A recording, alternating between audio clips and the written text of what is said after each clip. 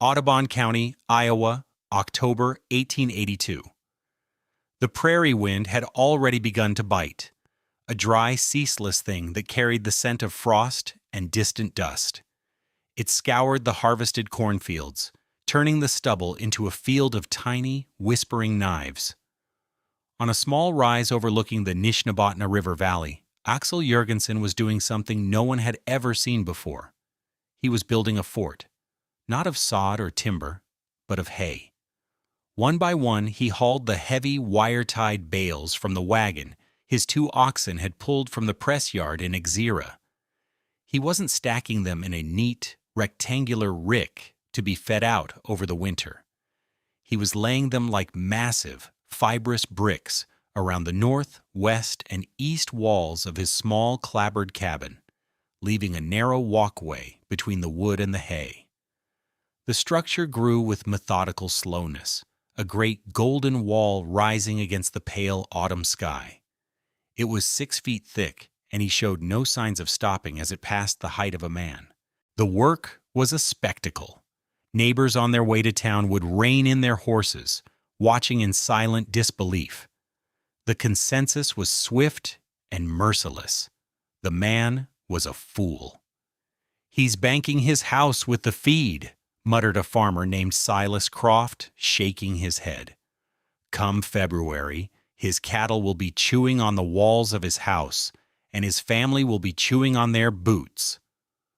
The loudest voice belonged to Wesley Drummond. Drummond wasn't a farmer. He was a traveling hay press agent, a man who understood the science and commerce of cured grass better than anyone in 3 counties. He saw hay in terms of tonnage, moisture content, and market price. To him, what Jørgensen was doing was not just foolish, it was a perversion of good practice. Standing with a small crowd at the edge of Jørgensen's property, Drummond held court. "You see that?" he said, gesturing with a leather-gloved hand. "That's a 1,000-pound fire looking for a spark.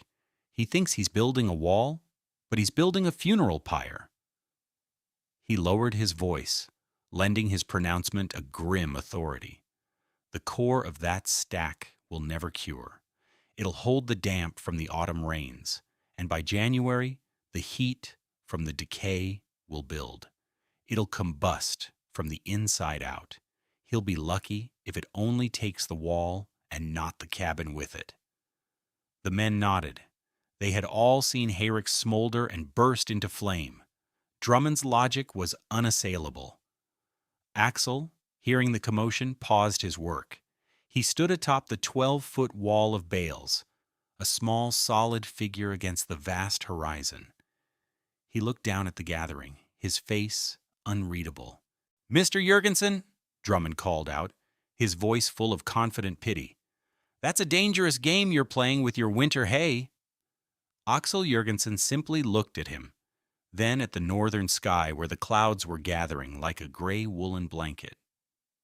He bent down, grabbed the sisal ropes he'd laid out, and continued his work, tying the alternating courses of bales together. The Danish madman was building his hay fort, and nothing, it seemed, was going to stop him. What did this quiet Danish halmtekker, this builder of thatch and bale, understand about cured grass and the physics of wind that a professional hay press agent and a county full of experienced prairie farmers had missed? The answer to that question would not be found in argument or debate. It would be written across the Iowa prairie by a winter so brutal it would be spoken of for generations, a winter that would test every assumption and break every convention. The story of Aksel Jørgensen's hay wall is more than a curiosity.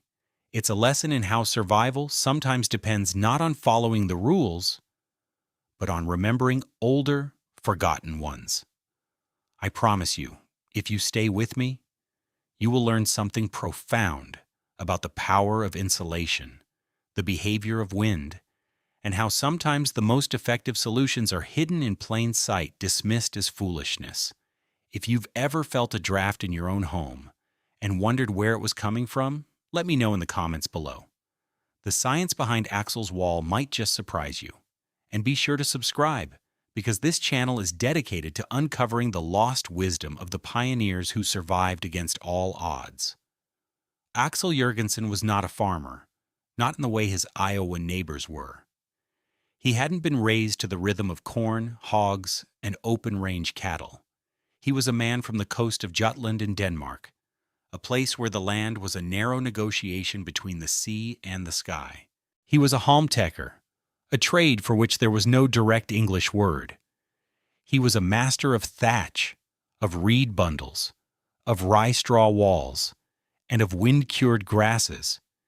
His hands knew the language of compacted fiber, the precise tension of a binding knot, the exact angle at which a thatched roof could shed not just water, but the force of a Baltic northeasterly screaming across an exposed shore. His ancestors had built with the harvest for 1,000 years, not just feeding it to their animals, but living inside it, sheltered by it. When he arrived in Iowa with his wife Anya and their 2 small children, Lars and Sophia, he bought a plot of land with a standard-built clapboard house. It was considered a good house, tight for the prairie. The land agent had praised its construction. Aksel, running his hand over the thin wooden walls, had remained silent. He knew wind, and he knew this house did not. Their first winter on the prairie was a lesson in a new kind of cold. It was not the damp, salty chill of the Danish coast. This was a dry, predatory cold that seemed to suck the warmth out of solid objects. It was a cold that found every nail hole, every gap in the window sashes, every imperfection in the foundation.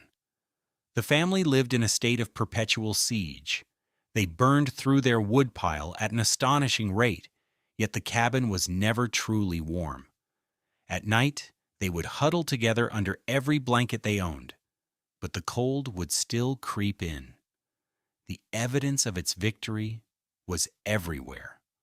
One morning, Aksel went out to the animals and found the iron band on the water trough had snapped, the metal contracting in the cold until the expanding ice within cracked it clean through. Inside the house, Anya noticed a strange phenomenon with their goose-down comforter. The precious down, meant to provide loft and trap air, had migrated. The side of the comforter facing the outer wall was nearly flat, the down having shifted away from the cold, while the side facing the room was still puffy. The cold was a physical presence, exerting pressure on the very fill of their bedding. Even time itself seemed to slow down. The kitchen clock, a wedding gift from Anya's father, began to strike the hours an octave low, its metal components stiff and sluggish in the frigid air. Lars and Sophia were always cold. They slept in their coats. Anya was constantly chasing drafts, stuffing rags into cracks, her hands raw and chapped. Aksel watched his family's suffering with a quiet, burning resolve. He saw his neighbors facing the same struggle. They burned more wood, bought bigger stoves, and cursed the wind. They accepted this misery as the price of living on the prairie. Aksel did not. He knew the problem wasn't the stove, and it wasn't the wood. The problem was the house itself. It was fighting the wrong battle. A conventional Iowa cabin was designed to contain heat. But the Iowa winter didn't just steal heat. It assaulted the structure with kinetic energy. The relentless 35-mile-per-hour wind was a physical force, a river of frigid air that flowed over and around the house. This constant flow was a process of forced convection. It stripped BTUs of heat from the outer surface of the wooden walls with ruthless efficiency. The wood, with an R value of about 1 per inch, was a poor resistor to this stripping action. For every degree the temperature dropped, the wind magnified the loss exponentially. A 0-degree Fahrenheit day felt like minus 30 degrees Fahrenheit on the skin of the house. The structure was hemorrhaging warmth. His neighbors' chickens stopped laying in December, their small bodies dedicating every calorie to simply surviving. Their cattle grew thin, shivering in the flimsy shelter of their lean-tos, burning through their own fat reserves just to stay alive. The sound of coughing was constant from the nearby cabins. The people of Audubon County were surviving, but they were not thriving. They were enduring. Aksel looked out at his fields of harvested oat straw and the great stacks of hay he'd pressed.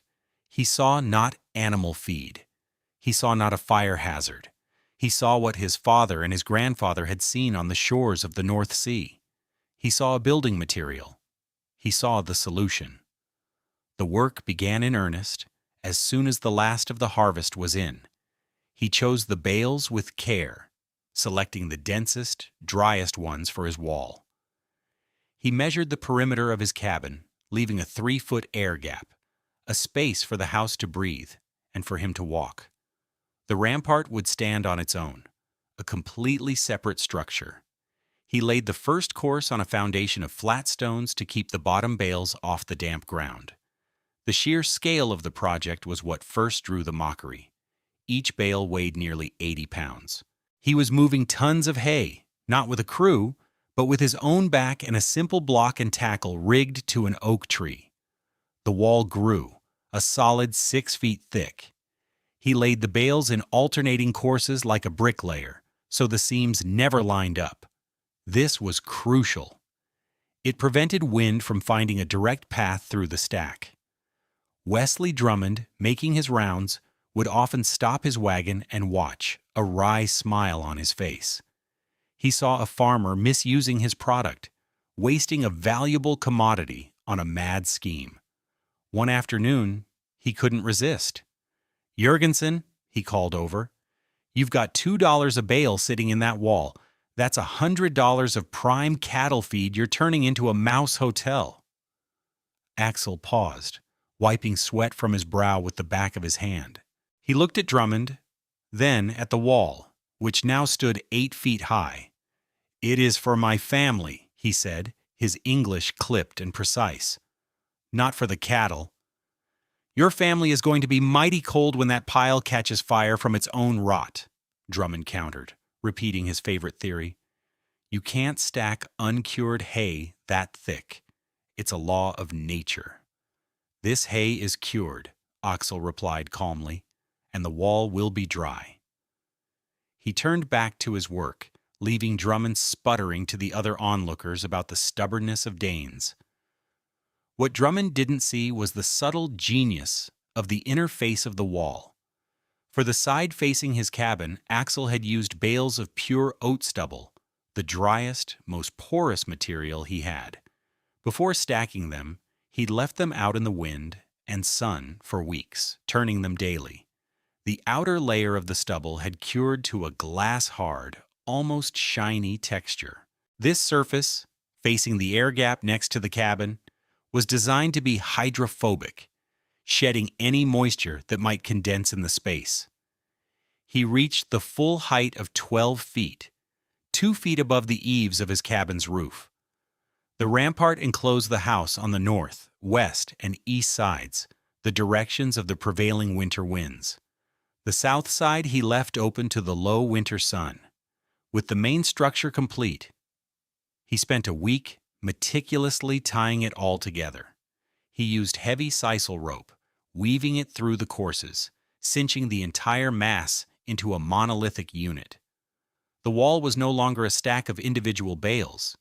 It was a single, 6-foot-thick entity. Anya watched from the kitchen window, her heart a mixture of fear and trust.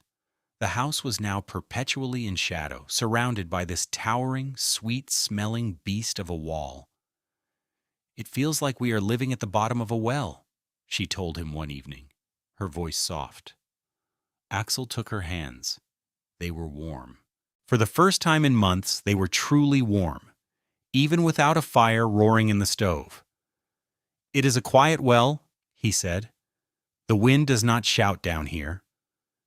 She looked at him, at the quiet confidence in his eyes, the same confidence he had when he'd thatch a roof that would last 40 years. She nodded. The mockery of the neighbors was a distant noise. The quiet in their home was real. The physics of Aksel's hay wall operated on 2 principles that the prairie settlers, for all their hard-won experience, had failed to grasp: the power of trapped air and the mechanics of a windbreak. Wesley Drummond saw hay as a solid. Aksel Jørgensen, the Halmtecker, knew that a bale of hay is mostly air. A standard bale of prairie hay, pressed to a density of about 16 pounds per cubic foot, is approximately 78% empty space. It's not the grass fibers themselves that insulate, it's the millions of tiny pockets of air trapped between them. Air is a fantastic insulator, but only if it's held still. This is the principle of insulation: to create a medium that stops air from moving. Moving air transfers heat through convection. Still air resists that transfer. Let's talk numbers. The measure of an insulator's effectiveness is its R value. A solid oak log has an R value of about 1 per inch of thickness. A typical 8-inch log wall, therefore, has an R value of R8. It's better than nothing, but against a relentless Iowa wind, it's a losing battle. Now consider the hay. Cured hay has an R value of roughly 1.5 per inch. Aksel's wall was 6 feet thick. That's 72 inches. 72 inches multiplied by an R value of 1.5 equals an astonishing R108. Aksel Jørgensen had wrapped his home in an insulating blanket with 13 times the thermal resistance of his neighbor's log house. The heat from his small stove didn't have to fight its way through a porous barrier. It was held gently within the cabin by a nearly impenetrable thermal shield. But this was only half of the equation. The R value addressed heat loss through conduction. The greater enemy was the wind, which stole heat through convection. This is where the second principle, the wind break, came into play. Aksel's 12-foot-high rampart didn't just insulate his cabin. It created an entirely new microclimate around it.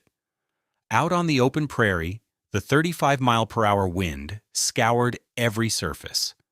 A thermometer might read minus 25 degrees Fahrenheit, but the wind chill on the north wall of a cabin would be equivalent to minus 60 degrees Fahrenheit or colder. This extreme differential forced heat out of the wood at a catastrophic rate. But inside the cocoon of Aksel's hay fort, the wind did not exist. The towering wall acted like a breakwater in a harbor. The hurricane of cold air hit the outer face of the hay wall and was forced up and over. In the 3-foot gap between the hay and the cabin, the air was almost perfectly still. The wind speed dropped from 35 miles per hour to nearly 0. This had a staggering effect. The outer walls of the clapboard cabin were no longer exposed to the wind chill. They were only exposed to the ambient air temperature within the sheltered gap. Furthermore, the massive hay wall itself acted as a thermal buffer. The sun would strike the top of the wall, and that tiny amount of heat, along with the geothermal heat rising from the ground, would be trapped in the enclosure. Measurements would later show that the surface of a cabin wall protected by such a rampart could be up to 22 degrees Fahrenheit warmer than the wall of an identical cabin exposed to the open prairie, even when the ambient air temperature was the same. Aksel had done more than just insulate his house. He had fundamentally changed its relationship with the environment. His house was no longer an object in the Iowa winter, it was an object apart from it. Wesley Drummond's fear of combustion was based on his experience with wet, green hay stacked for storage. Aksel had used dry, cured hay, and the air gap he'd created allowed for ventilation, preventing any moisture buildup. He hadn't built a compost pile. He had engineered a high-performance, breathable wall system. He had stacked the summer harvest between his family and the wind. That winter, the prairie received its judgment. The old-timers called it the Iowa windburn. For 16 consecutive days in January, the temperature never rose, above minus 25 degrees Fahrenheit. And for those 16 days, the north wind never dropped below 35 miles per hour. It was a horizontal blizzard without snow, a relentless scouring of everything that stood above the frozen earth. The existing snow was blasted from the fields and packed into drifts as hard as stone against every fence post, every barn, every windward wall. The county descended into a state of quiet, desperate war against the cold.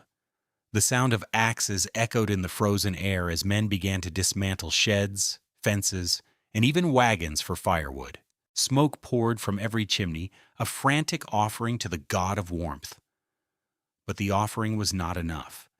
Inside the conventional cabins, the battle was being lost. Water froze in buckets just a few feet from roaring stoves. Windows were opaque with a thick layer of interior ice. Families abandoned their main rooms and huddled in the kitchen, the one space they could hope to keep above freezing. Silas Croft, the man who had mocked Aksel's use of feed, lost a third of his cattle, the animals freezing where they stood in their drafty lean-to. But at the Jørgensen home, a strange peace reigned. Outside, the wind howled, a high, thin shriek, as it passed over the top of the hay rampart. But it was a distant sound, like hearing a storm from deep within a cave. Inside the small gap between the hay and the house, the air was still. There were no drafts, none. The windows had a delicate filigree of frost in the corners, but the panes were clear. The domestic warmth was proven in the smallest details. Anya could knead bread on the kitchen table, a simple act that was impossible in her neighbors' homes, where the cold drafts would form a hard, unworkable crust on the dough. The children, Lars and Sophia, played on the floor in their woolen socks, not their coats. The kitchen clock struck the hours with a clear, resonant chime. The goose-down comforter remained full and fluffy on all sides. Aksel fed the stove with a placid economy, using less than a quarter of the wood his neighbors were burning through. They were not just surviving, they were living. The most undeniable proof came from the small henhouse Aksel had cleverly wedged into the lee of the cabin, tucked under the overhang of the rampart on the protected south side. Every morning, Anya would go out into the still, cold air of their enclosure and return with 3 brown eggs. The hens, sheltered from the wind and benefiting from the radiated heat of the house and the wall, were comfortable enough to keep laying. All across Audubon County, every other chicken had quit in December. Those 3 brown eggs, laid fresh each dawn in the heart of the windburn, were a daily miracle. A quiet testament to the fact that the crazy Dane had been right. The vindication, when it came, was not sought by Aksel. It arrived, as most frontier justice does, on the back of misfortune. On the 10th day of the windburn, Wesley Drummond and his 2-man hay press team were on the section road a half-mile from Jørgensen's farm when the frozen iron axle of their heavy wagon snapped with a crack that sounded like a rifle shot. The situation was dire. The sun was a pale, useless wafer in the sky. The wind was a physical blade cutting through their heavy coats. To stay out in the open was to risk freezing. Drummond knew they had minutes, not hours. The nearest shelter was the Jørgensen place. Cursing his luck, he led his men, half running, half stumbling, toward the strange golden fortress he had so publicly ridiculed. They didn't even try for the door on the south side. They collapsed against the west wall of the hay rampart, huddling in its lee, gasping for breath in the brutal cold. The hay blocked the wind completely. The sudden stillness was a shock to the system. But something else was happening, something Drummond's mind couldn't immediately process. He was leaning his back and head against the tightly packed bales, expecting to feel a deep, piercing cold soak through his coat. He felt nothing. It wasn't warm, but it was a profound absence of cold. It was like leaning against a wall in a room, not a stack of hay in a blizzard. Shivering, he pressed his face into the tiny gap between 2 bales. The air smelled sweet and dry. There was no wind. He pulled off his thick wool hat, his scalp instantly prickling in the frigid air. He hesitantly leaned his bare head back against the straw, and then he felt it. It was the moment his certainty shattered. The straw didn't suck the heat from his skin. Instead, he felt the faint, unmistakable sensation of his own body heat radiating back at him. The wall was acting like a mirror for warmth. It was reflecting his own life force back to him.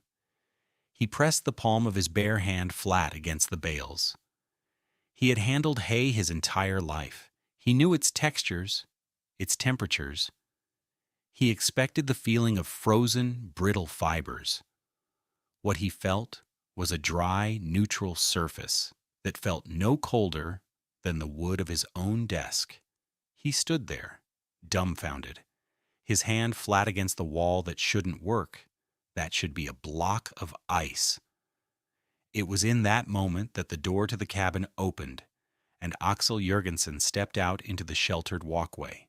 He saw the three men huddled against his wall in the broken wagon on the road. He held a steaming coffee pot in his hand. He didn't gloat. He didn't say, "I told you so." He simply walked over. "The Aksel?" he asked. Drummond could only nod, his voice lost in the wind. "Come inside," Aksel said. "We will fix it when the wind dies." He led them into the cabin. The wave of calm, steady warmth that enveloped them was so complete, it felt like stepping into another season. Drummond's men stared, slack-jawed, at the children playing on the floor. Drummond looked from the small, placid stove to the clear windows, to the loaf of bread rising on the table. He looked at Aksel Jørgensen, this quiet man he had called a fool. "How?" Drummond finally managed to ask, his voice hoarse. "Your wall? It's not cold." Aksel handed him a cup of coffee. "The wall is not for the cold," he said simply. "It is for the wind. The wind is the thief. I stopped the thief. The cold is lazy. It stays outside if you do not let the wind carry it in." Drummond looked down into his coffee cup, then back at the Danish farmer. The simple metaphor struck him with the force of a physical blow. He hadn't built a fortress. He had built a trap for the stillness. He had stacked the summer against the winter. Wesley Drummond was a salesman, but he was an honest one.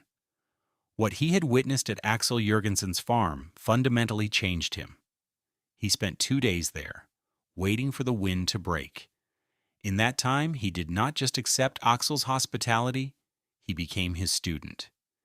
He listened as Aksel explained the principle of the still air, the alternating courses, the importance of the dry core. He walked the perimeter, touching the wall, feeling the profound difference between the violent chaos on one side and the absolute calm on the other. When the wind finally subsided and Aksel helped him and his men repair the axle with timber from his woodpile, Drummond shook the Dane's hand with a new and profound respect. "Mr. Jørgensen," he said, "what you've done here, people need to know this." Drummond was true to his word. He completely rewrote his Indianola to Sioux City sales route. At every farm, at every grange hall, at every press yard where he demonstrated his hay baling machinery, he spent half his time not talking about his press, but talking about the Jørgensen wall. He described the broken axle, the brutal wind, and the impossible warmth of the cabin. He sketched the design in the dirt with a stick, the 6-foot thickness, the 12-foot height, the air gap, the open southern face. At first, the farmers were as skeptical of him as they had been of Aksel. But Drummond had a credibility Aksel, the outsider, had lacked. He was the hay expert, and his story was not theory. It was a first-hand account of survival. The proof of the 3 brown eggs laid every day through the windburn became a legend. That spring, a few brave families tried it. They built smaller, less ambitious versions, but they followed the core principles. The following winter, a milder one, they discovered the astonishing fuel savings. The word spread like wildfire. The technique didn't need a patent or a publication. It spread through the most reliable frontier network, results.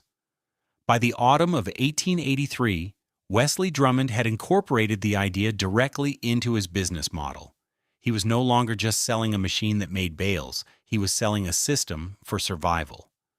47 of his new hay press contracts included a winter fort rebate clause, offering a discount to any farmer who committed to using a portion of their bales to build a Jørgensen-style rampart.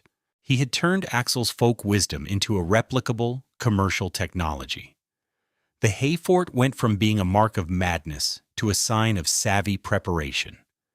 The simple idea, born on the windy coast of Denmark and proven in the crucible of an Iowa winter, became part of the architectural language of the prairie for a generation, saving countless cords of wood, untold numbers of livestock, and, undoubtedly, human lives. What Aksel Jørgensen built may seem primitive to modern eyes, a relic of a bygone era, but the principles he applied are more relevant today than ever. His 6-foot-thick wall of hay was, in essence, a form of super insulation. His meticulous focus on stopping air movement anticipated the modern building science concept of the air barrier, now considered one of the most critical components of an energy-efficient home. The entire concept of straw bale construction, a growing movement in sustainable and green building, owes its lineage to pioneers like Aksel, who saw not waste, but a resource. He created a passive, high-performance structure decades before terms like passive house or net zero would ever be coined.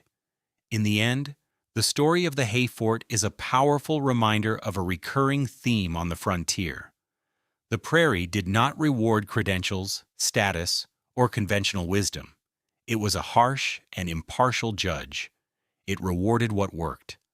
Aksel Jørgensen didn't try to persuade his neighbors with arguments or win their approval with words. He didn't lay a wall of stone to fight the winter.